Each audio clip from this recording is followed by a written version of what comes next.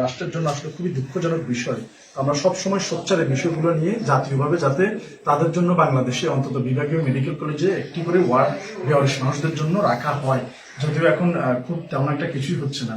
তো এই সময়টা কিছু একটা হবে, কিন্তু এই হওয়া পর্যন্ত এদের কি হবে এই চিন্তা চেতনা থেকে আমরা চেষ্টা করেছি, এবং আলহামদুলিল্লাহ আল্লাহ সহায় আমরা 120 শয্যার একটি বেওয়ারিশ চিকিৎসা পুনর্বাসন কেন্দ্র খুলতে সক্ষম হয়েছি। এবং এটি কোনো মানুষ থেকে চাঁদা তুলে কিংবা ফেসবুক, ইউটিউব কিংবা কারো কাছে গিয়ে চাঁদা বই নিয়ে এই হসপিটালটি পরিচালিত হয় না। এটা আমাদের নির্দিষ্ট 20-25 জনের একটা উপদেষ্টা প্যানেল আছে, তাদের সম্মিলিত কিছু কিছু অংশগ্রহণে আমরা এটা চেষ্টা করি বড় বড় মতো, ভালোভাবে না পারলে মোটামুটি ভাবে চালিয়ে নিচ্ছি। এবং সবাইকে ওয়েলকাম জানাচ্ছি, আপনারা আসুন, ভিজিট করুন, দেখুন। আপনাদের পরামর্শ এবং আপনাদের ব্যক্তিগত সহায়তা, আপনারা যদি মনে করেন এখানে আমাদের 120 শয্যার মধ্যে অলরেডি আমরা 60টা খাট আমরা এখানে রাখতে সক্ষম হয়েছি, আরো 60টা খাটিয়ার প্রয়োজন রয়েছে। এছাড়া একটি পূর্ণাঙ্গ ওটির অনেক কিছু এখনো বাকি রয়েছে। তো এই বিষয়গুলো আপনারা যদি কেউ স্বেচ্ছায় মন থেকে দেখে শুনে বুঝে যদি এটার সাথে সম্পৃক্ত হতে চান, আমরা সবাইকে আমন্ত্রণ জানাচ্ছি। আপনারা আসুন, দেখুন এবং এটি পাশে থাকুন, এই আহ্বান রইল। আচ্ছা, একটা বিষয়, এই যে আমরা 5 তলা বিশিষ্ট এই ভবন, এটা কি ভাড়া নিয়েছেন না? এটা 75,000 টাকা আমরা প্রতি মাসে রেন্ট দিই এই ভবন। যদিও ওনারা 1.5 লক্ষ টাকা চাইছি, কিন্তু মানবিক কারণে আমাদের থেকে 50% ওনারা রাখে আর 50% ওনারা মাফ করে দিয়েছে। আমরা 75,000 টাকা প্রতি মাসে এই ভবনটি রেন্ট দিয়ে থাকি। এছাড়াও এখানে অনেকগুলো কক্ষ রয়েছে, প্রতিটা কক্ষে আলাদা আলাদা মিটার রয়েছে। প্রতি মাসে বড় একটা কারেন্ট বিল আমরা এখানে পে করি, এবং এখানে লাইনের গ্যাস নয়, এটা সিলিন্ডার গ্যাস ইউজ হয়। তো অনেকগুলো টাকা সিলিন্ডারেও কিন্তু আমাদের এখানে খরচ হয়। এছাড়াও আমাদের এমপ্লয় রয়েছে 25 জনের মতো, 13 জন মহিলা এবং 12 জন পুরুষ।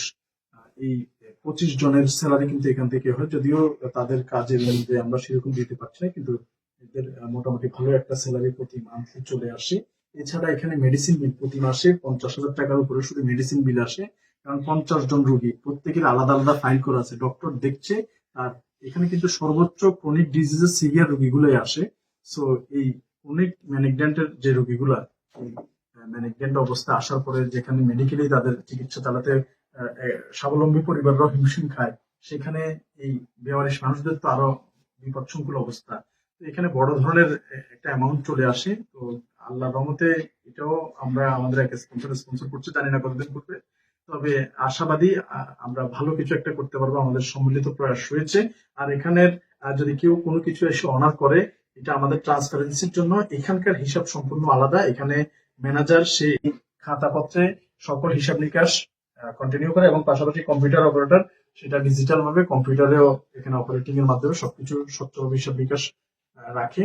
তো সবকিছু মিলিয়ে আমরা শতভাগ ট্রান্সপারেন্সি এবং স্বচ্ছতার ভিত্তিতে আমরা অনেক মানুষকে আহ্বান জানাই, আপনারা ইনক্লুড হন যার যার ব্যক্তিগত মতো, এবং বিভিন্ন বিষয় নিয়ে আপনারা এখানে থাকতে পারেন।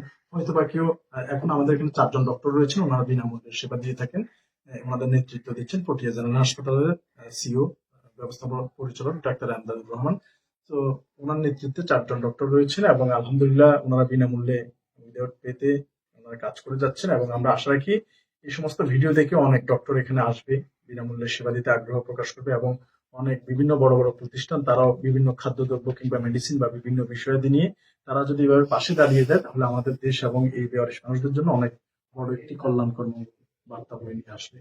আচ্ছা, সোশ্যাল মিডিয়ার বদৌলতে আসলে আপনি সৌগত থেকে মানবিক সৌগত হয়েছেন, এ ধরনের একটা প্রচারণা রয়েছে, এবং এই মানবিকতার পিছনে আপনার একটা অন্য চরিত্র রয়েছে, এ ধরনের কিছু জিনিস আমরা জানতে পারি।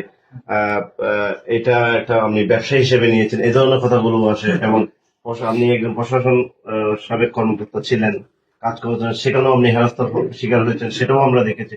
আসলে ইন টোটাল এই মানবিক কাজগুলো করতে গিয়ে এই যে বিভিন্ন ধরনের আলোচনা সমালোচনার সৃষ্টি হয়েছে বা হচ্ছেন এখনো পর্যন্ত, আসলে এই বিষয়গুলো কিভাবে দেখছেন? আসলে আমি দেখেন, পৃথিবীর সৃষ্টি লগ্ন থেকে এখনো পর্যন্ত আপনি ভালো কিছু করতে গেলে আপনার কিন্তু অনেক বাধা, অনেক ধরনের বিপত্তি, অনেক সমস্যার সম্মুখীন হবেন।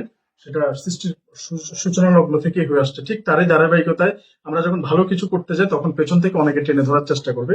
তবে এই ধরনের কোনো টেনে ধরাতে আমি পেছনের দিকে আমি তাকাই না। আমি পুলিশে দীর্ঘ 18 বছরের আমার বর্ণাঢ্য জীবন ছিল, এবং আমি আমার সর্বোচ্চটা উজাড় করে মানবিক কল্যাণে আমি ব্যয় করেছি। 2010 সাল থেকে আমার এই পথ চলা, এবং যে এটি যখন একটা বিশাল পর্যায়ে ছড়িয়ে পড়ে যে এই মানুষগুলোর জন্য তো আমি ড্রেসিং করে রাস্তায় তাদেরকে ফেলে আসছি, তাদের জন্য কিছু একটা করা দরকার। তখন আমার তাগিদে, এবং এটি পুলিশ একটা সম্মানিত পেশা, এখন এখানে আপনি স্টেশন আউট হতে পারবেন না। আর আমাদের কার্যক্রম হচ্ছে আজকে এখানে, কালকে সেখানে, মানবিক কারণে বিভিন্ন জায়গায় দৌড়াতে হয়। সবকিছু মিলিয়ে ব্যাপকতা যখন এটার প্রসারতা বাড়ে, তখন আমি নিজেকে স্বেচ্ছায়, আমি আমার যেমন আমাকে ধরেন কুমিল্লা ট্রান্সফার করলো, আমাকে বন্দর থান ট্রান্সফার করলো, আমাকে বর্ণফুলি ট্রান্সফার করলো, একসাথে তো আমি এত জায়গায় দৌড়াতে পারবো না আর এত কাজও করতে পারবো না। তো আমি সেখান থেকে সম্মানের স্বেচ্ছায় আমি নিজে অব্যাহতি দিয়েছি, এবং অব্যাহতি দেওয়ার পরে এখন আমি FX matter industries brand ambassador হিসেবে জয়েন করছি। সো প্রতি মাসে আল্লাহর রহমতে আমার সর্বোপরি 1 লক্ষ টাকা ইনকাম রয়েছে, এবং 1 লক্ষ টাকার মধ্যে আমি আমার ব্যক্তিগত খরচ ছাড়া পুরোটাই এখানে আমি স্পন্সর করে দিই। এখানকার অ্যাকাউন্টস ঘাটলে আপনারা দেখতে পাবেন, এবং কোনো মানুষ থেকে যে আমি হাসপাতাল চালাতে পারছি না কিংবা আমাকে 1 টাকা দেন, আপনারা 2 টাকা দেন, এইটা কোথাও কোনো সোশ্যাল মিডিয়ায় বিগত 12 বছরে এক যুগে কেউ যদি দেখাতে পারে যে শওকত ভাই কারো কাছে 1 টাকার জন্য গিয়েছে অথবা চেয়েছে, পুরো চট্টগ্রাম নয় পুরো বাংলাদেশে কেউ যদি বলতে পারে, আপনারা যা বলবেন আমি সেটা মাথা পেতে রাজি আছি। কিন্তু এই ধরনের প্রচারণা কিছু অসাধু মানুষ, কিছু কুলাঙ্গার রয়েছে যারা এটাকে ভিন্ন চোখে, কারো ভালো কেউ দেখতে পারে না। আমি যদি শওকত আজকে এই হাসপাতালটা ছেড়ে দিয়ে আমি চলে যাই, আমার কিচ্ছু যায় আসে না। আমি আমার পরিবার নিয়ে বিদেশে ভ্রমণ সহ নানাবিধ, যে মাসে 1 লক্ষ টাকা ইনকাম করতে পারে সে ভালোভাবেই চলতে পারে এই সমাজে। তো আমার এটার কোনো প্রয়োজন ছিল না, কিন্তু আমি আমার সর্বোচ্চটা দিয়ে যে কয়েকজন দুষ্ট মানুষের কটু কথায় নিজেকে গুটিয়ে না নিয়ে আরো প্রসারিত করেছি। এবং এই বেওয়ারিশ মানুষদের জন্য আমি আশা রাখি, আমি হয়তো বেঁচে নাও থাকতে পারি, একদিন মেডিকেল কলেজে রূপান্তর করার স্বপ্ন আমরা দেখি, এবং ইনশাল্লাহ আমরা এভাবে এগিয়ে যাব। কোনো পিছুটান আমাদের এই অদম্য মানবিক নেশাকে বাধাগ্রস্ত করতে পারবে না বলে আমি আশা রাখি, ইনশাল্লাহ। আচ্ছা, এই কাজ করতে গিয়ে কি আমরা পারিবারিক ভাবে কোনো ধরনের সমস্যার জি সম্মুখীন হন কিনা, বা এই যে সারাদিন তো আসলে না, আসলে আমি আমার পরিবারকে সময় দিতে পারি না। এই যে রমজান মাস, রমজান মাসে আপনারা যদি আমাদের ফেসবুক, ইউটিউব বেওয়ারিশ চিকিৎসক পুনর্বাসন কেন্দ্র, বেওয়ারিশ সেবা ফাউন্ডেশন উইথ আমার পার্সোনাল পেজ মানবিক শওকত, এগুলা যদি আপনারা ঘাটেন, এত এত কাজ, আপনারা প্রতিদিন 4টা করে আমাদের ভিডিও যায়, কারো ঘর হয়ে যাচ্ছে, কারো টিউবওয়েল হয়ে যাচ্ছে, কারো বিনামূল্যে লাশ এক জায়গা থেকে আরেক জায়গায় স্থানান্তরিত হচ্ছে।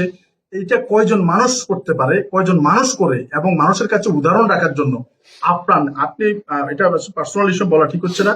আজকে এত বছর হয়ে গেছে, আমি বিয়ে করেছি প্রায় 8 বছর হয়ে গেছে, এখনো পর্যন্ত আমার ওয়াইফের ভোটার আইডি কার্ডটা পর্যন্ত আমি করানোর এখনো পর্যন্ত একদিন সময় বের করতে পারি না। আমি আমার জন্য ব্যক্তিগতভাবে যে আমি প্রমোদ ভবনে যে 5 দিন যাই ঘুরে আসবো, এই সুযোগটা আমি আমার জন্য বের করতে পারি না। এতগুলো কাজের মধ্যে আমি ডুবে আছি।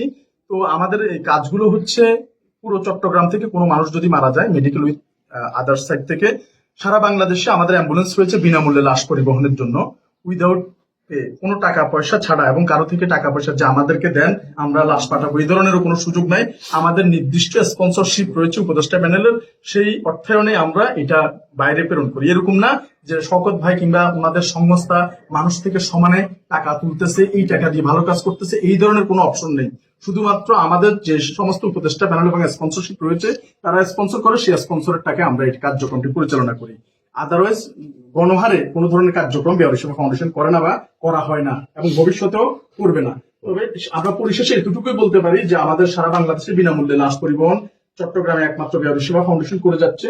সমগ্র বাংলাদেশে হুইল চেয়ার বিতরণ, এবং চট্টগ্রাম মেডিকেল কলেজ হাসপাতালে যারা অপারেশনের টাকা জোগাড় করতে না পেরে অপারেশন না করে বেরিয়ে চলে যাচ্ছে, তাদের অপারেশনটি তাদের হাতে টাকা তুলে দিয়ে করিয়ে দেওয়া।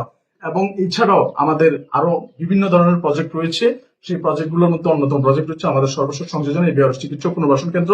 সারা বাংলাদেশ থেকে পচে বলে ভয়ঙ্কর অবস্থা, যখন আর কেউ রাখবে না, কোনো মেডিকেলও সেটা রাখছে না, শেষ সময় একেবারে ম্যাগট হয়ে মানুষটা থেকে এনভায়রনমেন্টের মাধ্যমে পলিউশন ছড়াচ্ছে, ম্যাগটের সর্বনিম্ন স্তরে পৌঁছে গিয়েছে, ম্যালিগনেন্ট ক্যান্সার হয়ে গেছে।